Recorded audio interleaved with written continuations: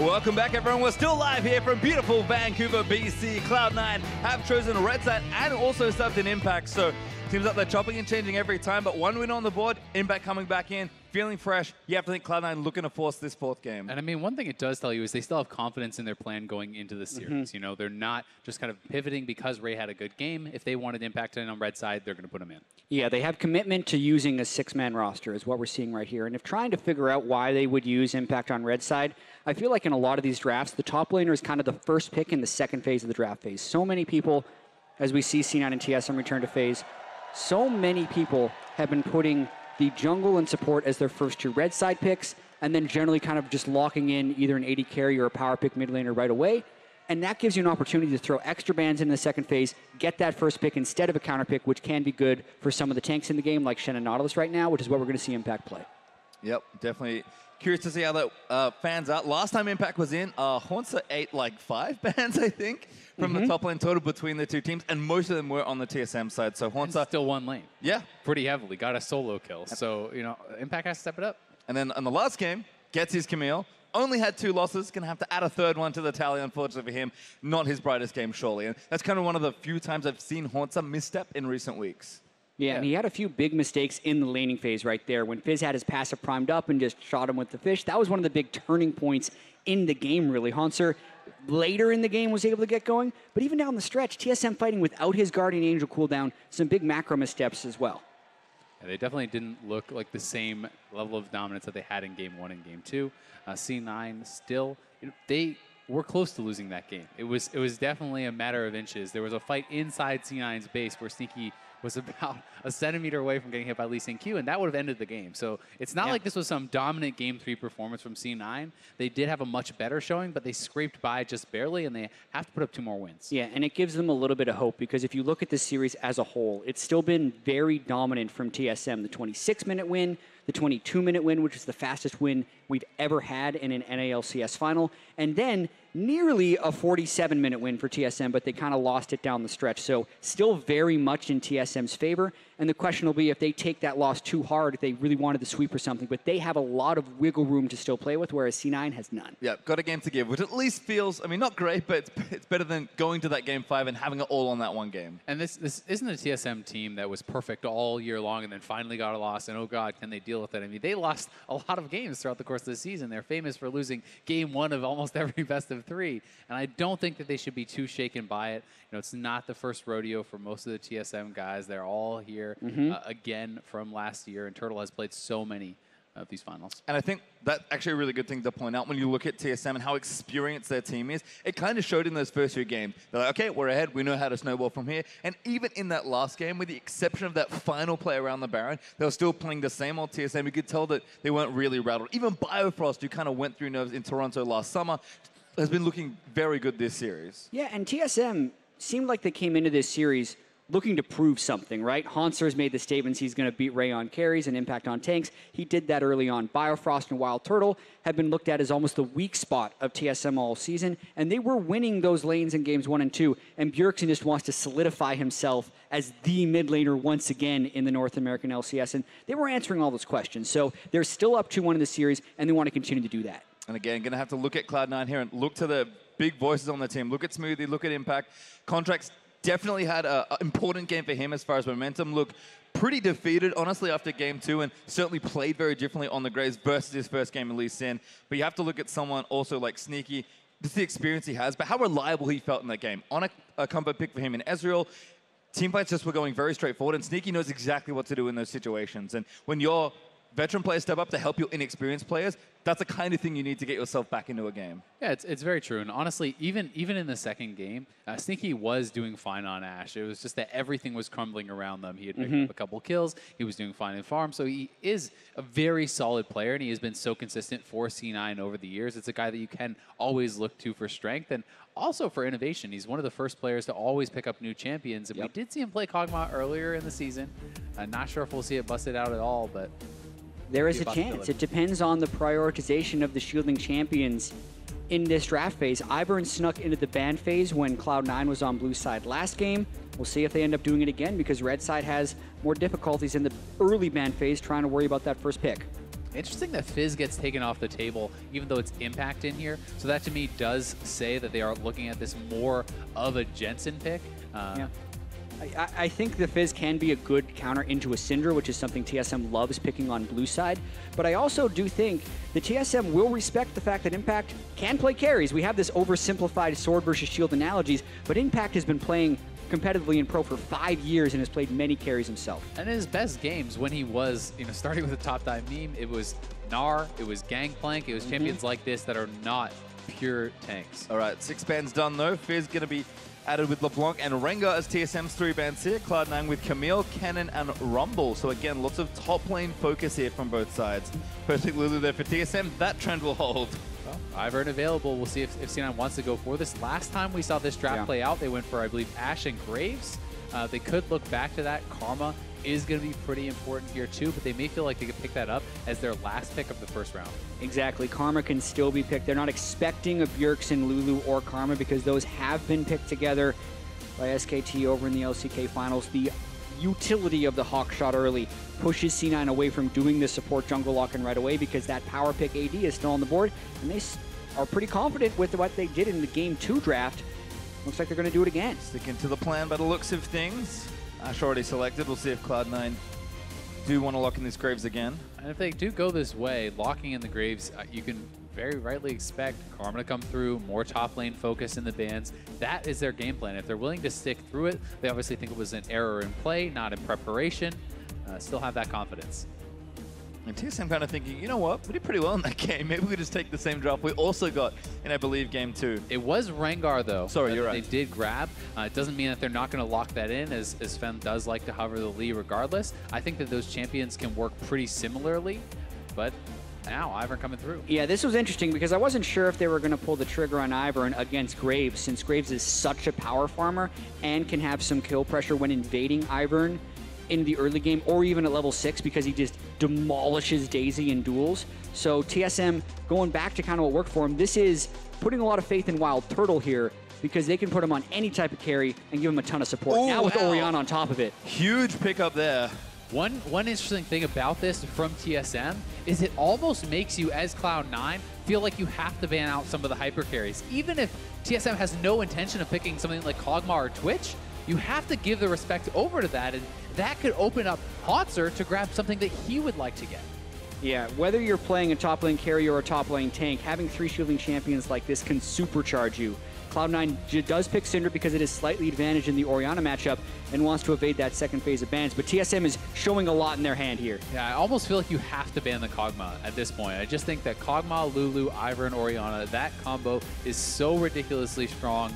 Will TSM, get that respect from Cloud9, or will Cloud9 say, hey, you know what, we're not worried about Turtle at all. We're still just going to focus those bans topside. We have to keep in mind, though, that C9 hasn't locked in their support yet. So TSM can still ban away Karma and Malzahar. Like, they can try and ban some of the more large lane bullies and even have a throwback for something like a Jinx if they really want a Wild Turtle to do that. Because if he doesn't get demolished in laning phase, these shields will enable whatever he picks in team fights. Yeah, Jinx has already been shown in competitive play with similar compositions. Twitch and Kog'Maw are the most common. With the Caitlyn ban, you're banning out something that is maybe more powerful in lane, but perhaps doesn't synergize as well with this, and there is that Kog'Maw ban. I just felt like you had to do it, and that's why I love the draft from TSM, because it still has the flexibility to play well with other champions, and now they have removed a couple bans away from Hauntzer, so Hauntzer still has carry-type champions he could play like the Renekton. It is interesting as well that Shen is still on the table, because right now C9 is almost forced to pick it. And that would lower their amount of dive in here, or they're allowing Shen to go over to Hauntzer to the shield comp in this matchup, which can just make it even more nutty for anyone they want. It certainly can, but that said, you do have to worry a little bit about having perhaps too low damage if you do lock in a Shen on top of an Ivern and on top of all this stuff. If you're not being a very big carry threat in your AD carry role, you may want some more damage there on the top side. Well, we'll see what happens here for TSM. There's Nautilus actually for Haunter and Lucian locked in for Wild Turtle. So again, Lucian's pretty good. Combine that with Orianna Ivern, that should be a relatively good mix. Bjergsen can also do quite a lot of work on the damage front from Orianna, but does have the added benefit of adding some additional shields, as Cloud9 now with 1 pick to go some supports open, but 2 banned smartly by TSM already. We have seen some really good Lucian games from Wild Turtle in the playoffs, both in semifinals and earlier in the playoffs. Support Gragas! Oh. Love it. Support Gragas is something Smoothie has talked about loving to play, but it says his team won't let him play it. Well, in the deciding game potentially of their season, they're letting him play it, and they use it as a trick in this ban phase. And talking to Double Lift earlier, we were asking him, what is so good about Smoothie? He's like, I don't know, man. He just smashes me on Support Gragas all the time. He was talking about how good he was on this pick, how he always listens to it in solo queue. It's something that he has practiced a lot, not been able to bring out, and it's high risk, high reward. I mean, and it's massive risk. They're now picking a melee support into the Lucian Lulu lane, where if the Lucian gets going, the game feels over. That said, the amount of CC now that is threatening that Lucian, if you can connect a body slam on Lucian, knock him in, you have Ash Arrow, you have Shen Taunt, you have Scatter of the Weak from Syndra, you have incredible amounts of burst from the Graves and the Syndra to fill up and kill him off. So if you run a protect the AD or carry comp and your AD carry ever dies, the composition falls completely apart. And that's the thing. You're trying to, start these big, powerful 5v5 team fights where you can't really lose once you hit critical mass. Well, you get picks, you separate them, you find maybe some good side lane pressure with the Shen. Xenon have a lot of good tools to break this up, and this is a pivotal moment in this series, not just because Cloud9 must win in order to keep their chances alive at winning the series, but because if you don't execute against this comp, things fall apart very quickly. And this is the strength that was supposed to be there for C9, the bot lane. They're going out here with a risky pick with that Gragas. They are showing the confidence in themselves to be able to pull this out in the finals and to perform. Yeah, I cannot wait to see how much attention that lane gets or how the team fights even play out. Impact on almost his signature in Shen. Always been such an amazing enabler on that champion, as well as being able to get through any of the rough spots within the game. Also have to question whether or not TSM should have just taken the Shen very early on right there for themselves. But one thing about TSM is they always want to get some type of reliable initiation in their game so they have the tools to work with, and they would have been putting that at risk if they did pick the Shen. Well, we're back out in the Summoner's Rift for game number 4. Cloud9 trying to keep a championship dream alive. TSM just looking to steal yet another victory in Canada if they can win this game and take the championship once more. Also worth noting, it's actually Stoneborn Pack now on Smoothie, so every time he hits them with that slow, with that CC, your barrel can proc that, your body slam can proc that, your ult can proc that. Like, you have so many ways to proc it, and you have double AD carries. The amount of healing that can come through from this when you're procking that on someone like the frontliner Haunter is actually pretty crazy. And that's even if you're just sitting back spamming Qs on Support Gragas, because you're going to be able to get up to 40% CDR fairly easy with support itemization. So that could be another way we see the Support Gragas come in this game. Well, definitely a fun one to see. Smoothie, I mean, he's the NALCS all-team support for a reason. Fairly good support players. I think easily been the best support of this split, certainly in the regular season, where he received the honors for bringing out a pick. Certainly a lot of pressure here on the local to try and make something happen. We really do have many of the best players in North America in this finals. Bjergsen was #1 mid laner, Haunter, #1 top laner, the #1 support here, Smoothie, across those ballots. And these have been the 2 best teams all year long, and now in this deciding game.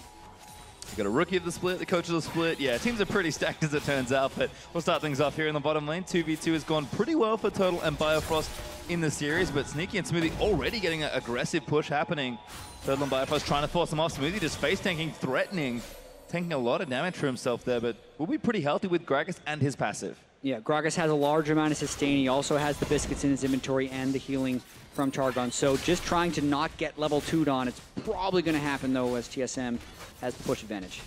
Yeah, looks like one more melee minion's going to have to be it. Turtle should be able to shoot. Same time. Actually waits it out, so C9 avoid that if that's specifically what they wanted to make sure didn't happen. Bjergsen also roaming down, again getting some early vision on the right-hand side. You also have to remember, similar to Jungle Gragas, the amount of gank pressure that can be put on by a support Gragas is pretty huge. With the body slam flash, with the ultimates, even pre-level 6, it's very scary. And Contract's maybe trying to wrap around mid lane here. And we didn't talk about the Ivern mind games as much early on in this one because he's doing for a full clip of Turtle. God, Smoothie goes back in for it. Turtle already exhausted, but now Biofrost looking to damage onto Sneaky. Only one summon to burn, and it was for Cloud9. One of the big things here to track is the fact that Turtle is actually playing Doran's Blade, so he has less pots. Sven has a ward. He could still get it. Contracts has Smite, I believe. Actually got the red buff already. Sven scaring. They're going to try and fight and call for his team. Bottom lane coming up, but it might take a little while longer. Blast going out for TSM. Really nice work from Sven.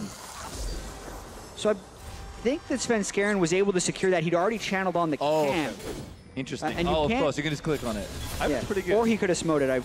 You might be right about this, Mike, but either way, that was a very delicate situation that could have gone very wrong, and Contracts doesn't look to have gotten a large edge. Double check on that one. I think Contracts just had his own red, so it may have been mistaken there. Regardless, nice ward from Bjergsen to try and spot him, maybe looking for an invade, but Contracts was smart piping to get in there. Unfortunately for Cloud9, that invade doesn't work out, but Contracts gets out safely, doesn't have to burn too much. The bot lane, though, has been very interesting, because Turtle is out of pots. Sneaky with that longsword 3-pot starter is going to have more sustain in lane, and they're actually playing this pretty aggressively.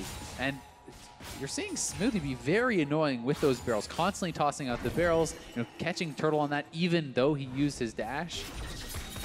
Yeah, just to confirm, Sven smote the red buff away. He did have it up coming up the camp. Contracts did as well, but Sven Skaren had the faster finger. Triple Dorans once again there for Haunter. Very standard in tank play. Yeah, it certainly has been something that's grown in popularity so much. It gives you a ton of early power, especially on someone like Nautilus, who can actually put out quite a bit of damage. And nice little turnaround there from Smoothie.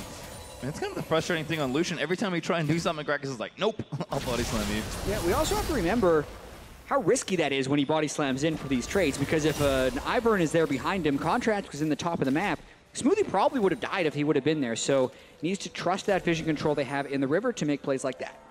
Oh, Contracts is like, yeah, I think as Ivern probably around. This could get turned around on them if Bjergsen wants to try to bait. Ivern's coming in from behind. Doesn't get stunned. Jensen just barely not getting that down. And here comes Sven. Looking to slow down Contracts, pops the shield on himself, but Jensen already here, and Bjergsen very late as he got pushed in before. Sven trying to move back in, but Jensen flashes the wall, and now Sven Skaren could be the one that has to burn the summon. It does use flash over the wall, and no one dies. And this is the tricky thing about playing Ivern against Graves, is Graves just demolishes you from close range, and that ends up happening a lot. So unable to make that kill happen for Sven Skaren. Oh, aggressive again, but Total going to dash in and try and get a kill down. Heal burnt there for Sneaky, but he goes already down. Flash forward there, but he's out of vision for now. Smoothie still going down. Cook it back. Bloody slap flash. Gets it down. He can go down too. Slows down Bifrost. Smoothie just needs a little more damage. Slow does not connect there for Sneaky. Smoothie doesn't chase it. There's first blood for the Gragas. The vision play from Sneaky, he gets into the bush. There's not a ward there, and despite being at that exhausted advantage, which is just coming up now, they get the kill. And it's so hard to run through a Gragas. The slows from the barrel as well as the body slam flash at the very end secure this kill. We're going to watch it one more time. Just look at how disruptive Smoothie is, and the Snowboard pack killing here is actually pretty big. As Turtle commits forward, Smoothie just goes in on him, and as soon as Sneaky gets out of vision, he loses vision right there, and then the body slam flash, finishing him off. 3 flashes used pretty much simultaneously right there, the slimmest of margins that prevent First Blood from going over to TSM. And look at the CS advantage now on top of that. So when you're already down on farm and then lose out on a kill like that, it can be very tough because the Gragas is pretty tanky innately and now has this gold injection, early sights on more tanky stats. Early build with a Cutlass, nice for Sneaky as well. Haunter also got pressured by Contracts, which is why he was missing a bunch of health, but no kill forthcoming. Haunter didn't need to burn anything, and now Sven Skaren's up for his turn at this gank. Impact actually hasn't based the whole game yet. He's just sitting on that triple rejuve bead start, which is fine if he's just farming under his turret, but if he does get caught out, he will certainly be at a dueling disadvantage. And yeah, it's so tricky to kill a Shen almost at any point as a Nautilus, though. So the triple Dorans versus triple rejuve bead, the fact that he's even on CS makes that actually a great job by Impact, because normally the Nautilus out-pressures pretty heavily. And the other thing about it is you're looking at a triple AP topside for TSM. Normally teams do not like to do this simply because it means a top lane tank buys a cowl. He's now pretty much immune to death from those 3. He's almost never going to die to a gank in that stage, and he can go straight for a Titanic Hydra. Exactly. He's going to be doing that a little bit earlier than he otherwise would, because he can shortly skip the armor itemization before the late game team fights that'll come in. So there's actually an earlier swing in this lane, because the Shen does eventually outscale the Nautilus in that lane. Might just happen a little faster for Impact this match. Well, Impact finally burns that TP, goes back and shops. Sven Skaren looking for this blue buff, does not have his smite. Calling over Bjergsen up in about 10 seconds, so I'm not sure they can wait around this whole time. Jensen is back in mid, gonna shove that one as well. We have to track the level 6 here for C9 too, because they are going to get that a bit earlier, or should. And as you hit level 6 on Ashe, that's right now. When Smoothie hits level 6 too, we should look to see Shen called down with the global ultimate, Contracts coming in with a gank, because the body slam into the Gragas ultimate, into the Ashe arrow, into a Shen taunt, it's a ridiculous CC chain you can pull off. Yeah, and TSM hacks the wave in a pretty bad spot right now. Wild Turtle either goes down another 10 CS or he risks the death. So this C9 bottom lane really applying a lot of pressure in this game. There it is, level the double level 6. He's also got no flash, so Turtle's a pretty good target. Stun again by Jensen. Contracts are going to maybe combo this one. Mid. There's the ulti up, but the shot goes very nice. Bjergsen not going to quite have an impact. Taunts him up, and there's the kill for Jensen. Impact knowing when to go. The ultimate for the mid lane fight, then flash taunt to get the max range close on him right there. Beautiful by Impact. Also so big that Jensen is the one who picks up that kill. Finally, it has felt like throughout this series, he's just barely missed out on those kills time after time. This may be what lets him get going. And that's the thing, Syndra, when she snowballs, we saw this from Bjergsen in game 2. It is very difficult, especially as a squishy, when Syndra gets ahead of the curve to survive a lot of these pressure. So we'll watch this one again. Yeah, Bjergsen had a good ultimate to pull Contracts and Jensen back, but the long-range collateral damage, and then credit to Impact for flashing first and then taunting, because so many people are addicted to that taunt flash, but you don't quite get as much range as if you flash first and taunt, and he got him with the end of it. Cloud9 getting aggressive, take the Infernal Drake for themselves as well. TSM not available to challenge, and all of a sudden an early game lead for Cloud9, almost up 2,000 gold with a crucial Drake already picked up for themselves. And I think so much more playmaking for them as well. I mean, we've seen what some of the pick and CC can do. That should continue here for Cloud9. And they really do deserve a lot of credit for being proactive with the Shen ultimate. Way too many professional teams are willing to sit back on that, waiting to use it defensively. You need to be proactive with the spell. It's so much better set up when you do it like that. Yeah, and compared to last game where it was pretty much just Jensen able to get fight started for C9, they have so many fight starters, especially in that bottom lane where a lot of this game can be played around. And that is just so good for them in this context, because Wild Turtle needs to get fed in order to enable with those shields. But the more that C9 can play around that bottom lane, the more they delay that Lucian turning on. And you're playing with a melee support who's going to turn on more in those team fights, more in the mid game than this Lulu is. And I think when you're picking for that and you're still doing well early, you're going to be smiling. Well, you can see the bottom lane looking good for Cloud9 as a result. 20 CS there for Sneaky. And things should get better as he moves into more items. Impact already with their early teammate, like you guys mentioned. Spectre's car is kind of all he needs right now, so he should start power shoving those waves against Haunter despite those 3 Dorans. Svenskeren doesn't quite catch Smoothie there. Smoothie does get a ward down though. And another thing we haven't really talked about at all this game is Bjergsen is playing cleanseless mid lane against an Ashe. And this is so many times something that we've seen mid laners get punished for when the Ashe makes those rotations. If you hit an arrow, it's almost certain death with this follow-up from Syndra. Yeah, it's so interesting as well because C9 normally plays heavily around Jensen, and if Sneaky can throw those arrows in, it's huge. But there's the alternate threat that C9 see in the bottom lane. It looks like they're using that bottom lane advantage heavily to roam up into the mid lane for now, instead of trying to crash that bottom lane turret earlier. And this is so scary for Bjergsen because Smoothie cleared out all the vision in this quadrant. Look at how dark the river is. No wards in their jungle. He cleared everything out, established full vision control. Bjergsen must play so ridiculously safe now, and even for Svenskeren, it's terrifying to enter that jungle. Yeah, and Ivern at this stage in the game still needs to let his camps, what is the word for it? Become tappable or something. He needs to charm them so he can get the experience for free without smiting. But that just makes that side of his jungle almost unusable unless he's willing to expend smite, because he doesn't want to waste his health and mana to prep a camp just to have it get stolen away by someone he can't see. Yep, Impact and Haunter again still dueling, but Impact handily winning a lot of these exchanges. I mean, some damage back there for the Nautilus, but Impact just doesn't care with that early cow. Yeah, and there's not much respect you have to give over to the jungler because he's AP as well. And you have Grass, which is stronger for laning. But TSM rotating up to top. C9 should get this first turret very easily because they're already on it. TSM is trying to change the tempo of this game. They had no vision on the bottom side, so they abandon it. They are going to lose the first turret, but they're hoping to not lose the trade by too much. Yeah, and C9's already pushing for the second, though, and TSM is way behind on this play. We'll see when they actually pull back. They're boarding already. So C9 will move up to mid lane. They're going to try to get onto Bjergsen. Turtle's not going to get the turret. Shen's going to stop him from being able to clear that, and it's going to be a 1-for-0. All different Bjergsen onto Jensen. Arrow's going to miss. Jensen was trying to line it all up there, but Bjergsen, we're going to try and fade it away. Here comes Impact once again. Stun. Just going to line up a Yutzla. That's the ulti rip instead. Top from Impact gets him a kill. So well done from Cloud9. Now they can pressure mid. The wave is crashing bot. And yes, that turret goes down top, but they have pressure across the map and are using the Shen ult beautifully. Impact Shen has been so clutch right here, and it was such a surprise for TSM to get the draft as well. Smoothie is behind. Turtle could get engaged on. Smoothie trying something, but Sneaky firing in onto Haunter. Turtle is actually a pretty juicy-looking target. Smoothie going to go back in as Impact. Tries to find a taunt. Turtle taunted up. Gragasol not quite enough as Bifrost is forced to flash as well. Turtle expends all his summoners just to live, and Jensen out of mana is still trying to chase them down. Cloud9. Look at Bifrost sniped down by Contract. Look at Impact in the front line, completely unfazed, taking no damage. While Turtle cannot fight him, everyone else is AP. You dive the AD carry, and then you itemize full MR as the Shen. No one can touch him. So tough for TSM, even in these early stages. Cloud9 continuing to build themselves an advantage up to about 3,000 ahead.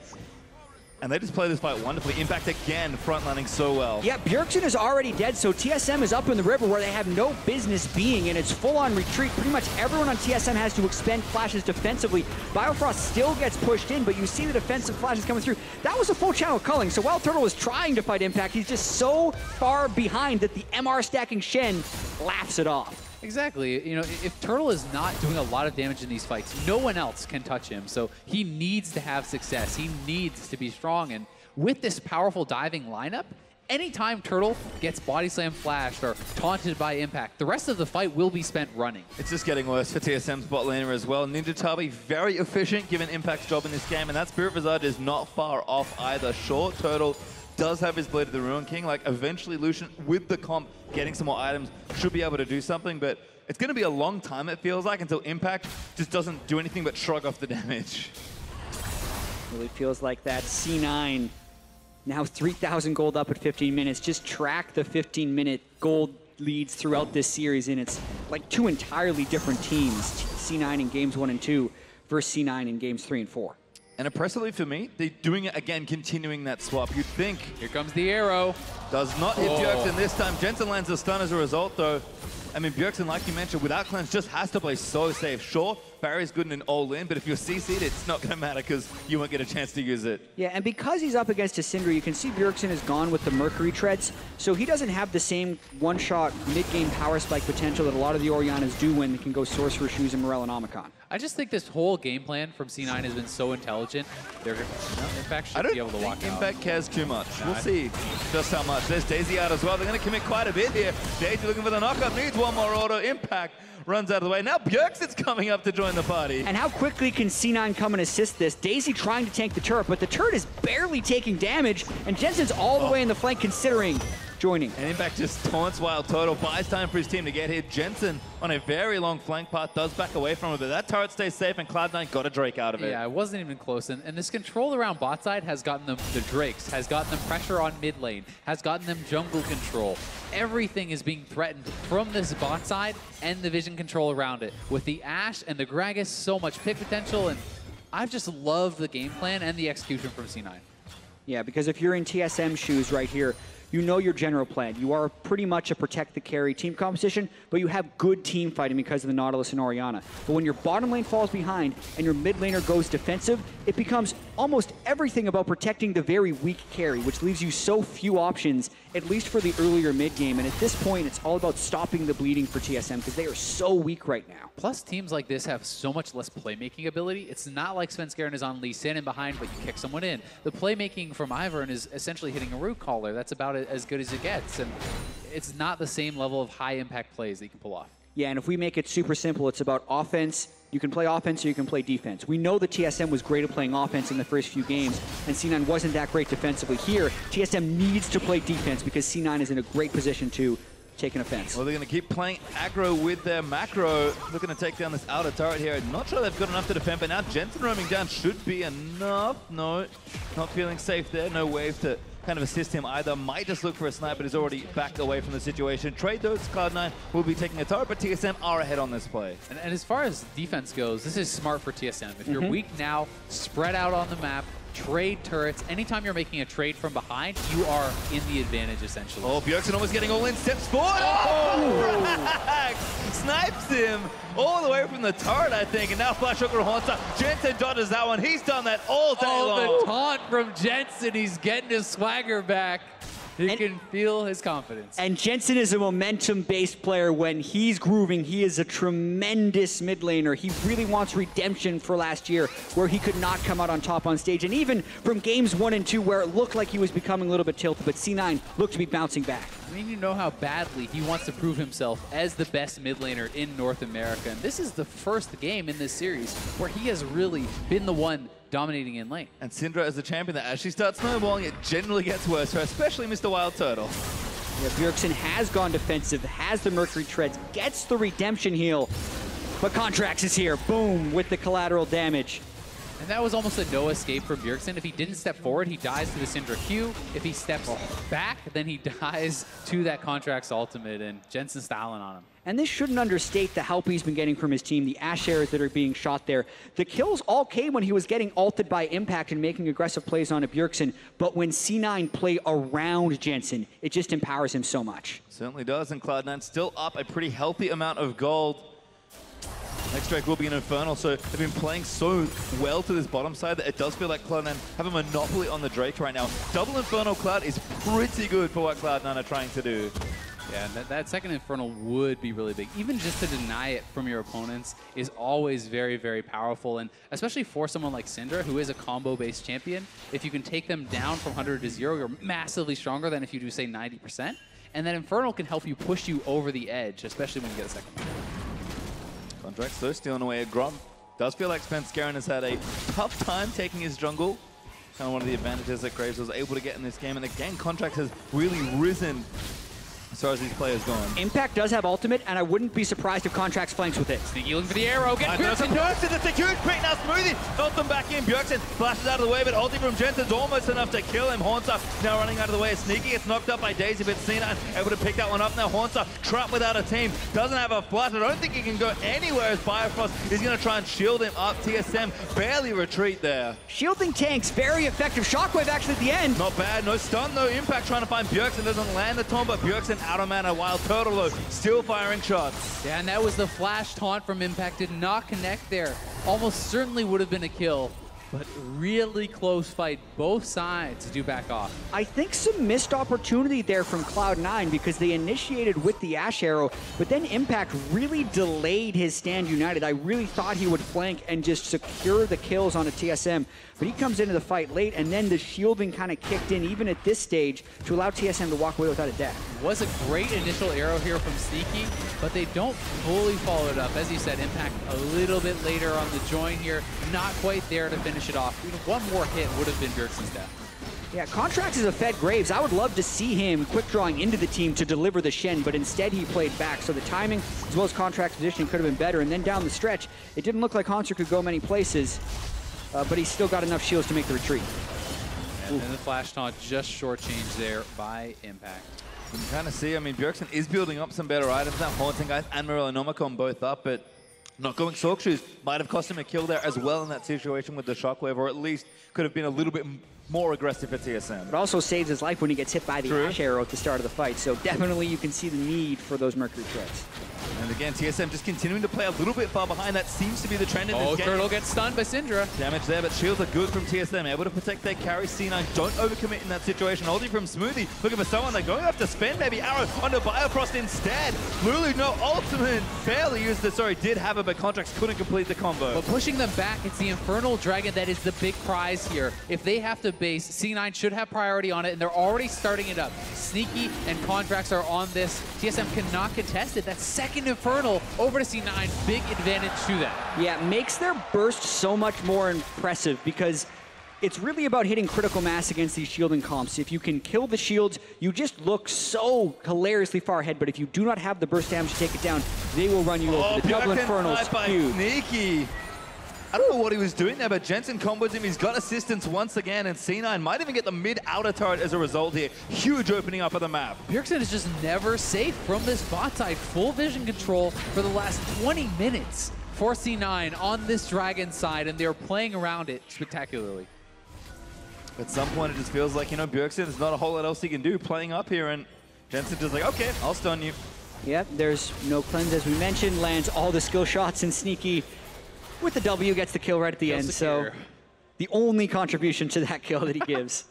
well, enough for him to secure credit for it. So he'll be happy with the extra gold, building up already with Rune and Turricane, and now with another item on the way. This Ashe getting strong, and we talked about Turtle needing to really get his itemization going so his team can play around him and protect him. Not having a Black Cleaver at this point, Turtle feels really far behind here. He really does, and it's not like this is the Kog'Maw or the Jinx or the Twitch where you're like, oh, it's okay, let's just play it slow and farm out our AD carry and he'll take over late game. This is the Lucian, and while he can be a strong AD carry in the late game, he's not that hyper carry that is that scale to late game status. Well, Cloud9 continuing to compound advantages for themselves here. 5,500 gold up. Bjergsen does get a blue buff for himself, which is nice, but Impact is continuing to be a thorn in Hauntz's side. Winning trades, pressuring now, and now Cloud9 with double Infernal and Impact having so much bot lane pressure, they are threatening Baron. Yeah, and this is such a dangerous moment for TSM because they have not had vision control this entire game. So C9 just needs one pick, and they can turn this into a quick win, actually, because they'd be able to get the Baron afterwards. And they're moving that vision now from the bot side up to top side. If they maintain control around this, so many engage tools here. Ashe Arrow, the Gragas Body Slam taunt. You have like Shen engage. You have so much stuff that if TSM ever gets caught out, they're going to lose the Baron.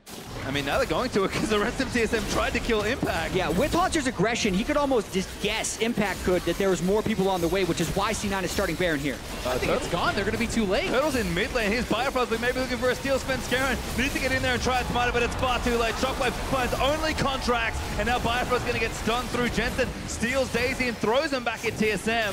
T9 just need to get out safely. Hauntz's looking for a play. Finds the play, gets sneaky with the knockoff. Does get Jensen as well on the other end of the Jet. Impact! Though, taking so much damage. Turtle does take down Smoothie, but Jensen, ulti's on a Hauntz, barely does any damage, actually.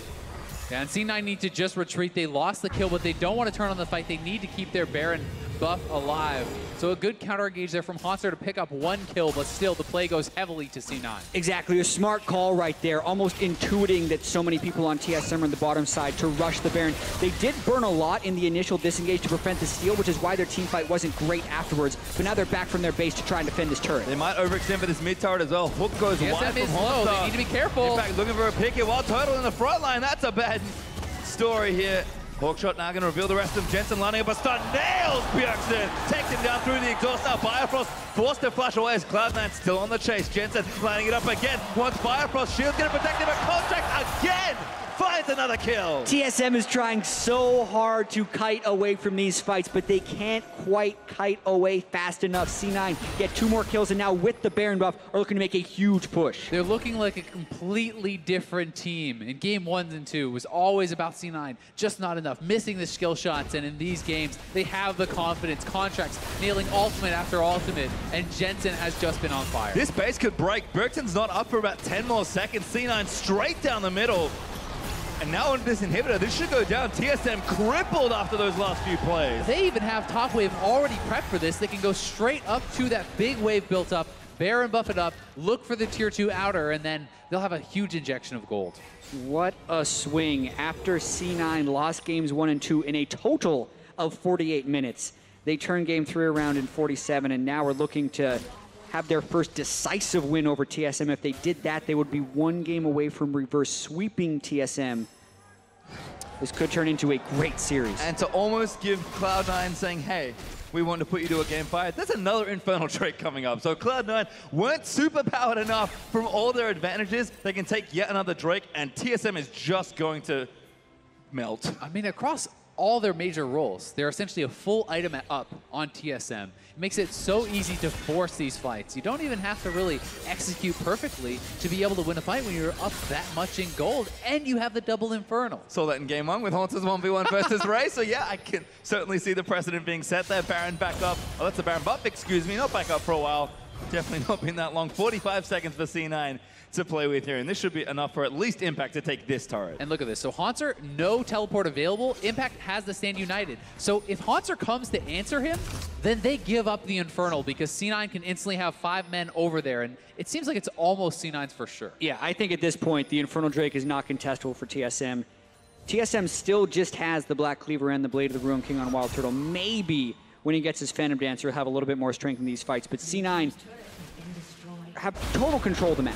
So for the most part, TSM either need to wait for a Baron play to go awry or for a turret dive to go awry if they want to hope of getting back in here, or just get a pick on someone, but that's not going to happen around a prepped Infernal Drake. Nope, 6 turrets down now for Cloud9. TSM have only Inhibitor and Nexus turrets to defend. Wait, how did this happen? Oh, they took the one in mid. I'm bad at counting. Never mind, it's soon going to be all the tier 2 turrets down. Cloud9 not making me look too stupid. There's the 7th turret for them. And Impact pushing on top side, C9 threatening here. They can use the Baron buff, and as it's expiring, or if they feel too threatened, they can retreat back to the Infernal. But I would like to see them make sure they do get it. And now, as the wave gets cleared up, they should head over to that Infernal. Impact also still pressuring, so Cloud9, plenty of room on the map to try and get stuff done. Impact, no Baron buff left now for Cloud9, but he will continue to stream minions toward that, and Haunter is just barely going to have TP back up if TSM want to challenge here. Yeah, about 5,000 unspent gold in C9's inventories, and with Baron buff expiring, they're probably just going to look to clean the map, reset, and then kind of prep for that final push. Impact also stealing away blue buff. C9 just taking every advantage they can across the map, and now as recalls should be coming out, people will spin their gold, and C9 will walk their big gold lead and their 4 Drakes down one other lane. I'm guessing bot, but they can do kind of whatever they want at this point. Mid turret with a Shenango team is great to take because you're always applying sideline pressure, and mid streams down for you. Yeah, I wouldn't be surprised if that's exactly what they do if they do a 4-1. It does open up a small opportunity for Haunter to go in, but Shen can just arrive so easily. So even while they're waiting for the Baron, setting up a 4-1 is the best way to buy time to that spot. And one of the toughest parts about diving here as Haunter is Smoothie has the Gragas ultimate and can split the team. If you dive too far ahead, he doesn't have to knock in Wild Turtle. He knocks Wild Turtle out. You focus down the tank with your super strong double 80 carries with the Graves and that Ashe. Well, C9 rotating those 4 top. Impact is doing his due diligence in the bottom lane. It just does feel like a pretty straightforward situation now for Cloud9. TSM going to have to pull probably multiple miracle fights out here if something's going to happen. And Impact is already towards that turret. Yeah, they're hoping to find a pick with 5 people, but they immediately need to pull back. Haunter's roaming around with the team right now. They're going to lose their bottom lane inhibitor, and Hawkshot sees him. They have to engage. They can't even get it. C9 is playing this so smart right now. Oh, Haunter. Oh, hard. Too aggressive, I think. C9 is going to turn around. Fire Frost and Wild Turtle flanking from the left. Arrow, though, lands on. Now Jensen going to just take him down. Ulti not enough from Lulu. Jensen barely gets the kill on the other end. Shockwave from Bjergsen's pretty good with the redemption. Resets the fight by Smoothie. Bifrost destroyed by Jensen. There's the ace for Cloud9. The clean ace for Cloud9. And we are going to a Game 5, baby. Jensen killed them through exhaust. That's how far ahead he was in this game. 13 kills to 1, what's looking like about a 31-minute victory, a dominating win by Cloud9. Impact gonna walk it in, and Cloud9 will go straight for the throat here. Nexus turret 1 is gonna fall down. TSM, 14 seconds left on the bottom lane, and I don't think that's enough to stop them. Yeah, and we talk about what people remember. If C9 could continue this and pull over a reverse sweep, those first 2 games they got smashed didn't happen. The reverse sweep will be what happens. This rookie Contracts is impressing so much. He is looking like a seasoned veteran. In the last 2 games has been so good for Cloud9, and the bot lane confidence to bring out Gragas in an elimination match of the finals is just astounding. And right now, TSM are undergoing some of the same emotions that C9 was after losing 2 in a row to start the series. TSM now need to regroup and redefine the way they're playing right here if they want to take the spring championship. Certainly, C9, a team that look good with momentum. We mentioned Jensen is a player you can see he's undergone almost a full transformation in this series, it feels like. Game 1, things look bad. Game 2, things look worse. And then Game 3 looks a little bit better. Game 4, he gets that help he's known for, and he takes over a game like he always does. Yeah, and I mean, the game is a team game. Of course, his team is there to help him get ahead. But just as, you know, TSM is there to help Haunter get ahead and Bjergsen get ahead. And they work so well around the bot side, you know, getting an advantage in lane, the first blood there, then they take full control over the river. That gets them the dragons. That gets them the pressure mid lane, and that really was what won them the game. It's almost been a tale of 2 series, right? Completely different teams we're seeing playing right here. Can't wait for Game 5. Yep, certainly just 1 game left. But before we jump into game number 5, let's hand it over to the analysts to get their thoughts on that Cloud9 win. Well, we are here. Game 4 went to Cloud9, 2-2 the series. The man predicted the reverse sweep. Maybe it's going to happen. I mean, we're all still in the running. He right, said I know. He said 3-2 TSM. You said 3-2 Cloud9. You said the reverse sweep. So who knows? Someone's going to be right. Someone's going to be wrong at the end of the day. But what an exciting match. The Gragas pickup into the swap to put it on the support role. Pretty incredible stuff. That was amazing for them. I mean, not only did Smoothie play well on the Gragas support in the bottom lane, but the Shen going through all the way for impact after they locked in the Nautilus, and it came up so big in the early game. I mean, yes, Jensen is playing better, but it's because he's got Shen ults coming his way. He's got Ashe arrows coming through the mid lane. Contracts is behind him to finish off all the kills. Like, so much of that Cloud9 help all went to that victory. Yeah, I definitely think the Cloud9 actually flexing the Gragas and picking it up so that it couldn't go over to the other side, because you really want a Gragas for disengage in protect the AD carry compositions. It also gives you a slight form of engage as well, so it can do both and have the best of both worlds, while also having like shoving top lane matchups because of all of his AoE. So I feel like taking that Gragas and then flexing it was super good, because then you also got the Shen, like you said. It was like, this really saved the Cloud9 draft, in my opinion. Yeah, so I want to take a look at how that Gragas performed. You've got a melee matchup, which typically is supposed to lose bot lane, generally speaking, but of course it didn't here. This is Smoothie's first blood, and it's just a very well-played fight. Yeah, this was looking pretty bad for them at the start, but then I think he did a pretty good flash here, which baited Turtle to flash after, and he just got out of vision.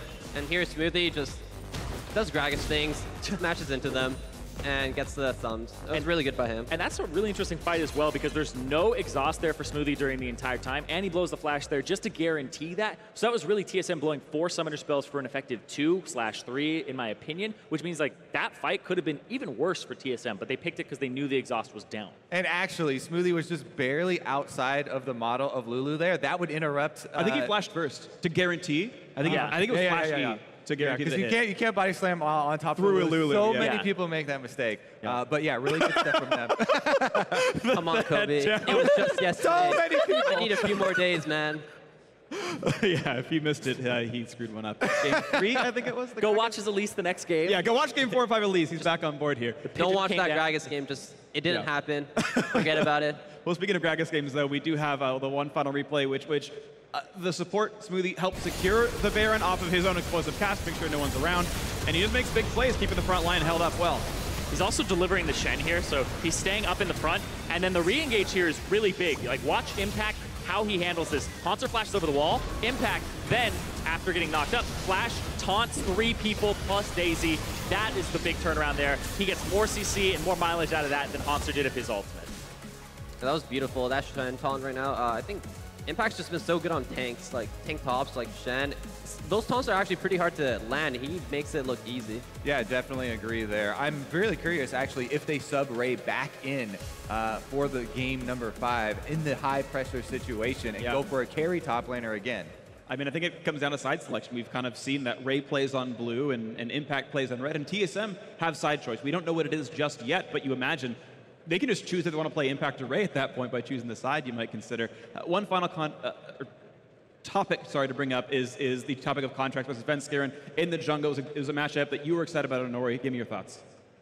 Yeah, I love seeing Ivern. I'm a big fan of him right now. I don't think Ivern's that great into Graves. I feel like their comp in general was kind of protect the Lucian, but then Lucian lost lane, so what do you really have going for you? It felt like that game was really one-sided because of the comp. If they had Lucian go pretty well in lane, they could have snowballed that into like mid-game fights, but yeah, I think Contracts did a really good job to kind of slow down the Ivern, and his counter ganks mid helped a lot. Especially we were talking about, Contracts being a rookie on this big stage in the finals and having some rough games to start out the series, but 2 good games from him back-to-back now for Cloud9 really does kind of change the face of the team. Yeah, absolutely. Oh, sorry, go ahead. I was just going to say, the ultimates that he had in his previous Graves game, some of them going wide and losing out on 2 kills and giving up more deaths. This one was much more controlled, and the team was definitely playing around him a little bit better. Okay, so final thoughts then. I guess I'll say final thoughts, but Game 5's coming up. We'll go down the line. What do you think sort of TSM should do to reset themselves, and how does Cloud9 keep the momentum going? I think TSM's a pretty good team. I think they'll come back for this last game, but I have to say the Pigeon chose Cloud9, so I think it's kind of hard for TSM to beat out the Pigeon, so it's going to be a close one, but I think Cloud9's going to pull it through. I think what TSM need to do is they really need to take their time here. Every time in the last 2 games, Cloud9's been actually a little delayed to stage because they're really taking their time to untilt and let the last match kind of blow over. And I think for TSM, you pick red side. They did just now. Just heard. They did? Yep. I think you pick red side because of the fact that Ivern doesn't look like Cloud9 want to play Ivern, so they're banning it. So you free up a ban for yourself. They'll take something like the Lulu early on, and then they can't triple ban Haunter in the top lane, so he'll get a carry top laner. Yeah. And it means Ray is playing her that as well. As far as TSM, I think they need to return to their roots in the mid lane here and play more around Bjergsen, because we just saw Cloud9 so much success with everybody going mid to help out Jensen, and it really did change the entire, jungle control. Everything kind of feeds off of mid lane. So TSM should probably do that, whereas Cloud9, they're definitely riding high here, and I can't talk enough about the bottom lane for Cloud9. Yeah. That has definitely been their strong point, and that's probably their way to victory. Yeah, and that point again about the mid lane there, they're constantly putting pressure onto Bjergsen in these last 2 games, whether it's champion select or at least the compositions that they drafted for themselves, because he takes barrier there, but there's an Ashe on the team, so you can't cleanse those late game arrows. You're going to eat those Syndra stuns, so you're going to get caught out a little bit, and so they're still putting pressure on him with the full composition, not just the lane matchup. Yeah, absolutely. And we've seen basically that the bot lane has been the one that's winning overall. And it doesn't even matter what the matchup has been. We've had ones that Double have said was a losing matchup for C9, yet they win the lane anyway and things like that. So it's been very interesting seeing exactly what's been going on with these players and how well they're playing. But certainly good performances have been sort of dictating who's been winning. Regardless of what it's supposed to be, how well they are playing on the day has been determining the win. But it's now time for that climactic Game 5 of the series. And before we go to commercial, we have a special rendition of Silver Scrapes on the stage. I believe it'll be Mark taking it away. All right, Vancouver! You know this song. It is tradition. I want everyone to get hyped, get involved, and sing along with me. Bee woo woo, booty